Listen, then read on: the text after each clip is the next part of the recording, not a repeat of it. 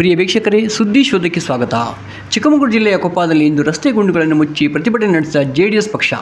ಹಿರಿಯ ಮುಖಂಡ ಹಾಗೂ ಮಾಜಿ ಶಿಕ್ಷಣ ಸಚಿವ ಮಲೆನಾಡ ಗಾಂಧಿ ಎಂದು ಖ್ಯಾತರಾಗಿರುವ ಎಚ್.ಜಿ. ಗೋವಿಂದೇಗೌಡರ ಸುಪುತ್ರ ಎಚ್.ಜಿ. ವೆಂಕಟೇಶ್ ಹಾಗೂ ಜೆಡಿಎಸ್ ಅಧ್ಯಕ್ಷರಾಗಿರುವ ತುಮಖಾನೆ ಸುಧಾಕರ್ ಶೆಟ್ಟಿ ಶೃಂಗೇರಿ ಕ್ಷೇತ್ರದ ಗುಂಡಿಬಿದ್ದ ರಸ್ತೆಯನ್ನು ಸರಿಪಡಿಸುವಂತೆ ಆಗ್ರಹಿಸಿ ಹಾಗೂ ರೈತರ ಒತ್ತುವರಿ ತೆರವಿಗೆ ಎಸ್ಐಟಿ ರಚಿಸಿದ ಕ್ರಮವನ್ನು ವಿರೋಧಿಸಿ, ಬಡವರಿಗೆ ಸಾಗುವಳಿ ಚೀಟಿ ನೀಡದಿರುವ ಕ್ರಮವನ್ನು ವಿರೋಧಿಸಿ 94C 53 57 ಮಂಜೂರಾತಿಗೆ ಅರಣ್ಯ ಇಲಾಖೆಯ ಅನುಮತಿ ಕೇಳುತ್ತಿರುವ ಸರ್ಕಾರದ ಕ್ರಮವನ್ನು ವಿರೋಧಿಸಿ ಬೃಹತ್ ಪ್ರತಿಭಟನೆ ನಡೆಸಿದ ಜೆಡಿಎಸ್ ಪಕ್ಷದ ಕಾರ್ಯಕರ್ತರು ಹಾಗೂ ಮುಖಂಡರುಗಳು.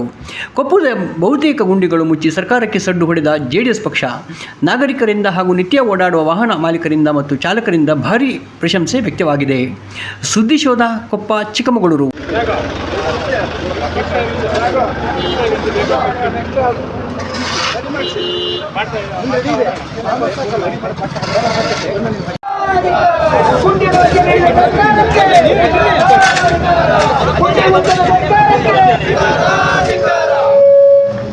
ಬೀದಿ ರಂಪಾಟ ಬಿಡಿ, ಅಭಿವೃದ್ಧಿ ಕಡೆ ಗಮನ ಕೊಡಿ. ಬೀದಿ ರಂಪಾಟ ಬಿಡಿ, ಬಡವರಿಗೆ ಸಾಗುವಳಿ ಚೀಟಿ ನೀಡುತ್ತಿರುವ ಸರ್ಕಾರಕ್ಕೆ, ಶೃಂಗೇರಿ ಕ್ಷೇತ್ರದ ರಸ್ತೆ ಗುಂಡಿ ಮುಚ್ಚದ ಸರ್ಕಾರಕ್ಕೆ, 94C ರೈತ ವಿರೋಧಿ ಸರ್ಕಾರಕ್ಕೆ, ಗುಂಡಿ ಮುಚ್ಚದ ಸರ್ಕಾರಕ್ಕೆ